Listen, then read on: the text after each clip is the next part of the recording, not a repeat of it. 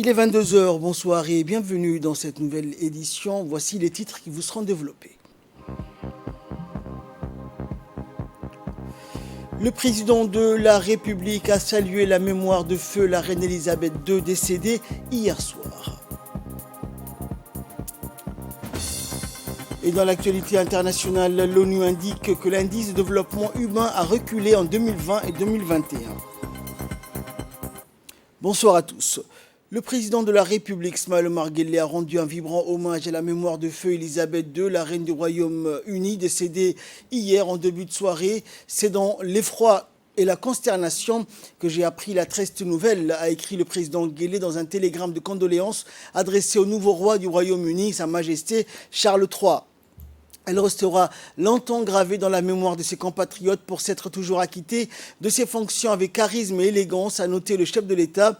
Elle rejoint sa dernière demeure alors qu'elle était appréciée et que l'écoulement du temps n'ait jamais eu d'effet sur son aptitude à susciter l'estime et la sympathie de son peuple, a également souligné le président de la République. Par-delà le Royaume-Uni, elle a marqué de son empreinte l'histoire des sociétés contemporaines, dont celle des pays du Commonwealth, pour son parrainage constant et volontiers des causes les plus nobles, a-t-il poursuivi, exprimant ses condoléances attristées au gouvernement et au peuple du Royaume-Uni ainsi qu'aux proches et membres de la famille royale. Décédée hier donc en début de soirée, la reine Elisabeth II avait 96 ans. Elle a rendu son dernier souffle au terme d'une carrière bien remplie où elle a exercé plus de 70 ans durant les fonctions de reine du Royaume-Uni, mère d'une importante famille. Elle laisse derrière elle une nation en émoi pleurant sa disparition.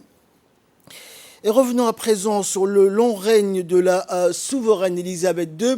Elle est née donc le 21 avril 1926 à Londres et décédée le 8 septembre 2022 en son château de Balmoral en Écosse. A été reine du Royaume-Uni et chef du Commonwealth du 6 février 1952 au 8 septembre 2022.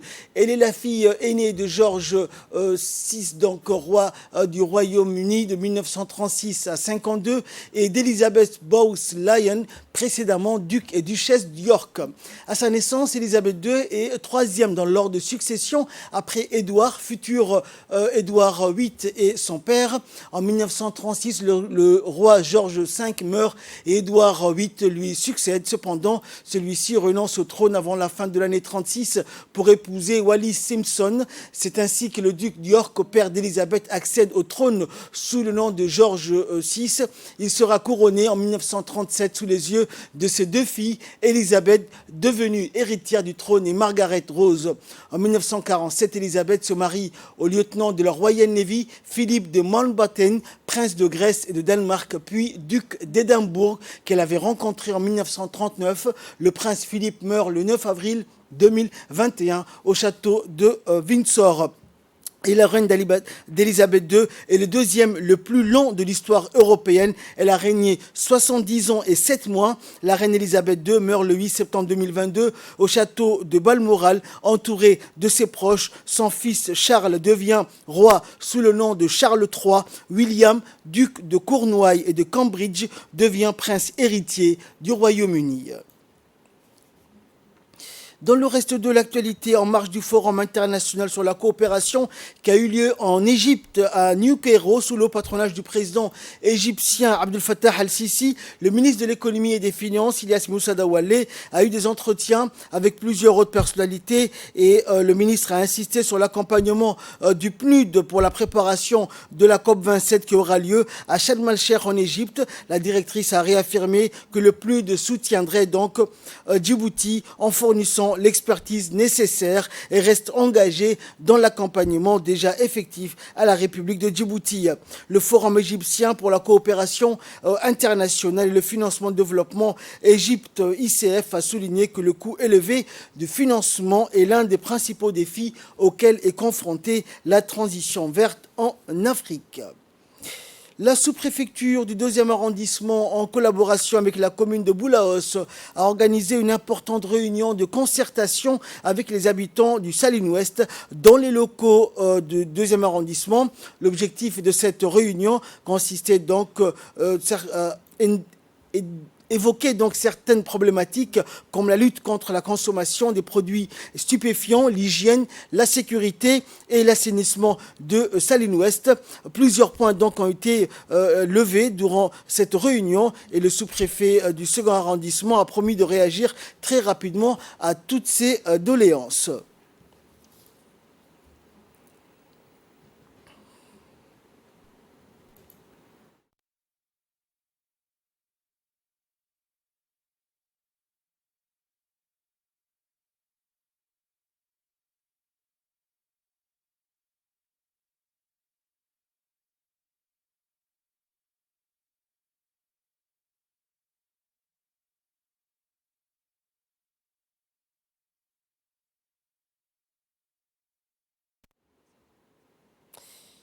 Les vents forts accompagnés de pluies qui ont touché les côtes djiboutiennes dans la nuit du 8 au 9 septembre ont entraîné le naufrage d'une embarcation de pêche. Suite à ce naufrage survenu dans la zone dite de Medibis, on déplore malheureusement un décès parmi les 4 pêcheurs à bord de cette embarcation. L'opération de recherche et de sauvetage lancée par la garde-côte djiboutienne malgré les conditions difficiles en mer a permis de porter assistance à 3 pêcheurs dont 2 sont légèrement blessés, le 3e souffrant de graves blessures suite au choc du naufrage. Les blessés ont été immédiatement conduits au port de pêche où ils ont bénéficié d'une prise en charge médicale au centre médical de la garde-côte djiboutienne. La dépouille du défunt a été retrouvée en mer et a été elle aussi conduite au port de pêche puis transférée vers la morgue de l'hôpital militaire soudanais.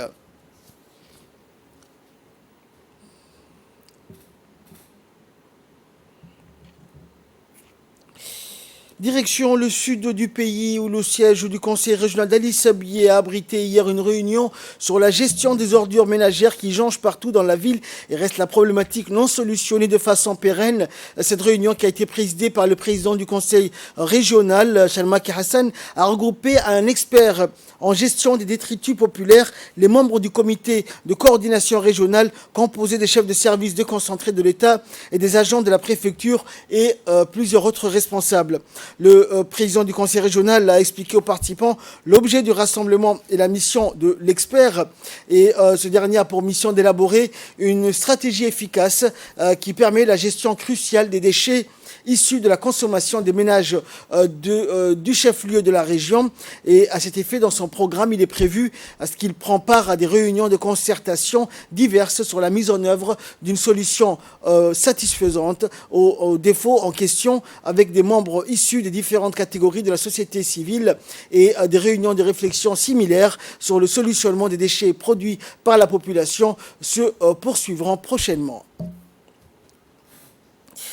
Et direction d'Ikil où hier s'est tenue dans la salle de réunion du conseil régional une séance d'échange d'informations sur le projet participation de la société civile à la gouvernance et au développement local. Le projet donc indiqué est financé par l'Union européenne et mis en œuvre par l'Association internationale des maires francophones sous l'ancrage institutionnel du ministère de l'Intérieur. L'objectif général de la mission est d'échanger avec les membres du comité de coordination de développement régional et des organisations de la société civile. Plus spécifiquement, les échanges devraient permettre à l'équipe de gestion du projet de recueillir des observations ou des commentaires sur le contenu des lignes directrices, notamment sur les thématiques prioritaires au niveau de chaque région, et la mission d'information devrait se poursuivre au niveau des régions d'Arta, d'Obok et de Tadjoura et dans les 3 communes de la capitale. À IEMF qui s'est déplacé de Djibouti à Dekil. Et je remercie également les participants et participantes qui ont accepté notre invitation. Et donc, l'objectif de la mission est d'échanger les informations avec le comité de coordination du développement régional.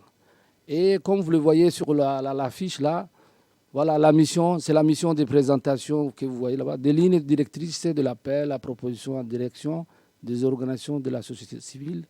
Donc, je vous souhaite donc bon travail, les échanges, on attend vos avis, vos suggestions.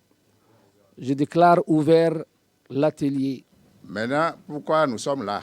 Nous sommes là principalement, comme vous le lisez sur les différentes banderoles d'information, pour échanger avec le comité de développement, le comité de coordination du développement régional et les organisations de la société civile sur deux choses fondamentalement. Première chose, quel est le contenu de ce projet que nous portons vers vous? Et deuxièmement, nous parlons de lignes directrices. Nous parlons d'appel à proposition. Ça veut dire que dans ce projet, on va accompagner par l'attribution de subventions des organisations de la société civile pour mettre en œuvre des projets de développement local.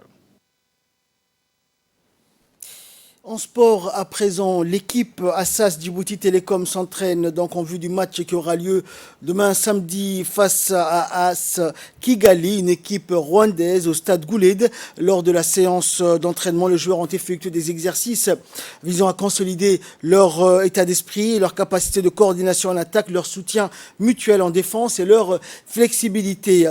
L'équipe Assas Djibouti Télécom avait passé, rappelons-le, un mois de stage bloqué à Aska pour la préparation de la Coupe de la CAF, la Confédération africaine de football, qui elle va jouer avec le club rwandais AS Kigali demain au stade Gouled. Ces stages avaient pour objectif de renforcer davantage certaines connaissances théoriques ou pratiques, de manière plus générale, permettre aux joueurs de garder régulièrement le rythme. Un total de 58 clubs de 48 associations membres de la CAF ont été licenciés pour l'édition 2022-2023 de la Ligue des champions de la CAF. L'équipe Assas Djibouti Télécom est parmi les clubs qui ont obtenu une licence pour la saison et participé à la Ligue des champions de la Coupe de la Confédération Total Énergie 2022-2023. De l'équipe Assas Djibouti Télécom. Assas Djibouti Télécom va confronter AS Kigali le samedi au stade Goulet pour les qualifications de la CAF, Confédération africaine de football. Il faut savoir que Assas Djibouti Télécom avait entamé les entraînements depuis 2 mois et nous venons de rentrer de stage bloqué à l'ICBIE où nous avons pris 2 semaines dans les préparatifs techniques, physiques pour confrontation avec AS Kigali. Il faut se rappeler que tout ça est le sport sorique. Le sport sorique joue un rôle primordial dans le développement, que ce soit l'activité. Donc nous remercions infiniment son DG qui, depuis un bon moment, est en train de sponsoriser l'équipe Assas Djibouti Télécom. Enfin, on ne peut pas oublier aussi ce que le SCS nous a fait depuis nos 2 semaines à l'ICBIE. Il nous a permis que nous soyons hébergés et que nous puissions aussi utiliser les infrastructures qui sont à sa responsabilité. Je fais appel à la population djiboutienne, que ce soit de Djibouti, en passant à l'ICBIE, en arrivant à Obok, qu'ils viennent nous supporter le samedi. Actualité internationale à présent, l'indice de développement humain a reculé en 2020 et en 2021, confronté donc à une superposition de crises sans précédent, en particulier le Covid-19. Le monde est revenu 5 ans en arrière en matière de développement humain, alimentant méfiance et frustration à travers la planète, selon s'alarme l'ONU dans un rapport publié hier. Pour la première fois depuis sa création il y a plus de 30 ans, l'indice de développement humain, qui prend en compte espérance de vie, éducation et niveau de vie, a reculé 2 années de suite en 2020 et en 2021, s'inquiète le rapport du programme de l'ONU pour le développement. Alors que l'indice progressait de façon continue depuis des décennies, il est revenu en 2021 à son niveau de 2016, effaçant des années de développement. En cause, en particulier, le Covid, mais aussi les catastrophes climatiques qui se multiplient et des crises qui se superposent sans donner le temps aux populations de reprendre leur souffle. Ce recul est quasi universel, touchant plus de 90% des pays de la planète, même si les inégalités entre pays sont toujours flagrantes. En haut de la liste se trouvent toujours la Suisse, la Norvège et l'Islande, et tout en bas, le Soudan du Sud devant le Tchad et le Niger. Le recul de l'indice de développement humain est en grande partie tiré par la baisse de l'espérance de vie de plus d'1 an et demi entre 2019 et 2021, alors que quelques mois sont en général gagnés chaque année. Le rapport décrit aussi un monde et une population perturbée par par ces crises qui s'accumulent et l'incertitude qui en découle. Fin de ce journal. Merci pour votre très aimable attention. Excellente soirée sur Télé Djibouti.